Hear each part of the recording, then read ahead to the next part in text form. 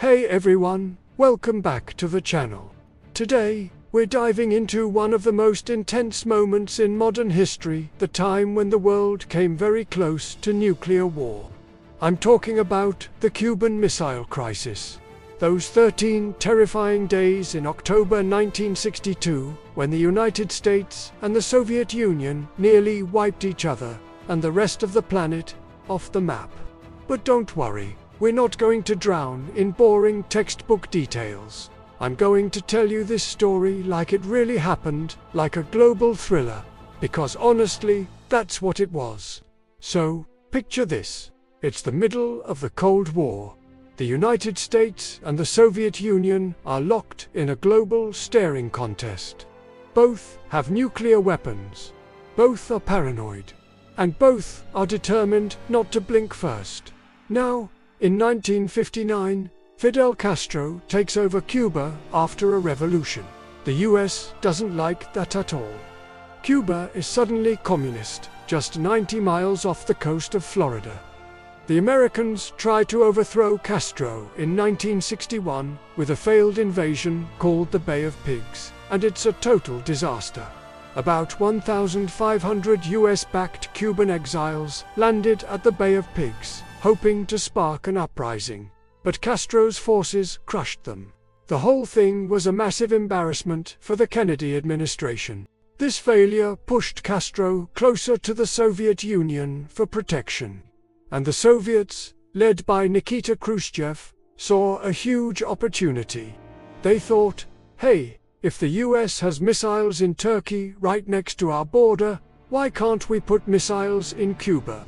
From their perspective, it made perfect sense. But, oh man, when the US finds out, things go nuclear. Almost literally. It all starts with a U-2 spy plane. On October 14, 1962, it flies over Cuba and takes some photos. When analysts develop them, they spot something terrifying: Soviet nuclear missile sites being built. These weren't just any missiles. They could hit Washington, D.C., New York, and pretty much half the United States within minutes. President John F. Kennedy gets the news. He's calm on the outside, but inside, you can bet his heart is racing. He immediately calls together his top advisors, this group called ExCom, to figure out what to do. They debate everything.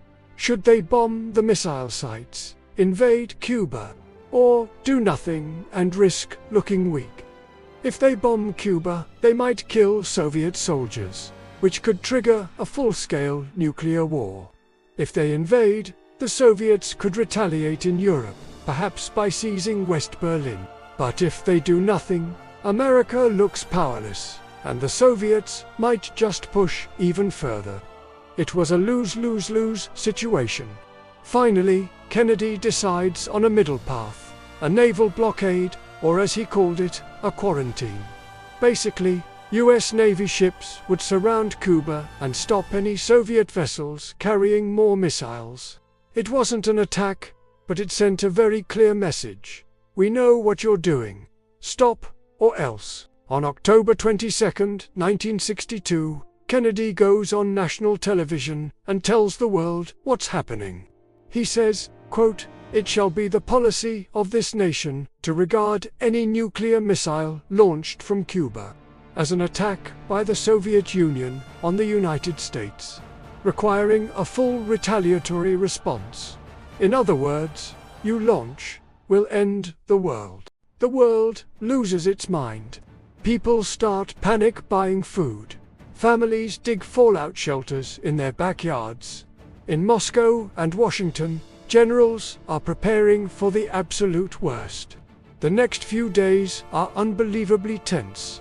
On October 24th, Soviet ships are heading straight for the US blockade line. American warships are ready, fingers hovering over the trigger. Everyone is watching. If just one Soviet ship doesn't stop, that's it. But then, at the last possible moment, they turn back. No shots fired. Crisis averted. Not yet. because those missiles are still sitting in Cuba, armed and ready to launch. Then, something unexpected happens. On October 26th, Khrushchev, the Soviet leader, sends Kennedy a personal letter.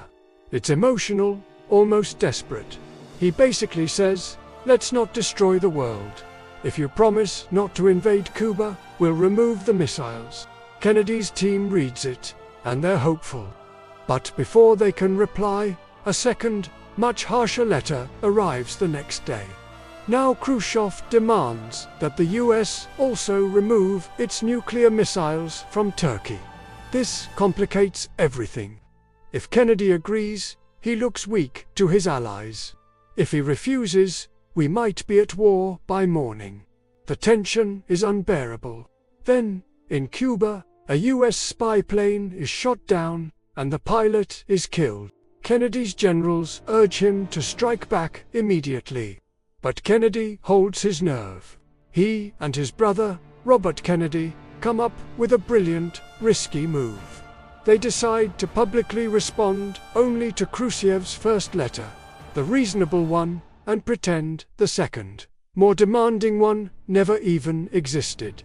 At the same time, they secretly send a message to Moscow, saying, "We'll remove our missiles from Turkey too, but quietly, in a few months, and only if you keep it a secret." It was diplomacy at its finest, and its most dangerous. On October 28, 1962, Khrushchev finally announces that the Soviet Union will remove its missiles from Cuba. In exchange, the US publicly agrees not to invade Cuba and, later, quietly takes down its missiles in Turkey. The world breathes again. 13 days of pure, unimaginable fear were over. The Cuban Missile Crisis changed everything. After that, both sides realized just how close they had come to ending civilization. A direct hotline was installed between Washington and Moscow, so that if things ever got this tense again, the leaders could talk to each other instantly, instead of waiting days for diplomatic messages. The US and the Soviet Union also began to take nuclear arms control seriously for the first time. It didn't end the Cold War, not by a long shot, but it made both sides much more cautious. And for President Kennedy, it was a moment of redemption. A peaceful victory after the embarrassment of the Bay of Pigs. Looking back, the Cuban Missile Crisis reminds us of something really important. In moments of fear and pride, when power and ego clash, communication and restraint can literally save the world. 13 days. That's all it took for the world to stand on the edge of destruction and, somehow, step back. If you found this story interesting, drop a like and let me know in the comments.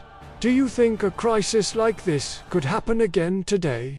Subscribe for more history stories that changed the world. Because understanding the past is how we make sure it doesn't repeat itself.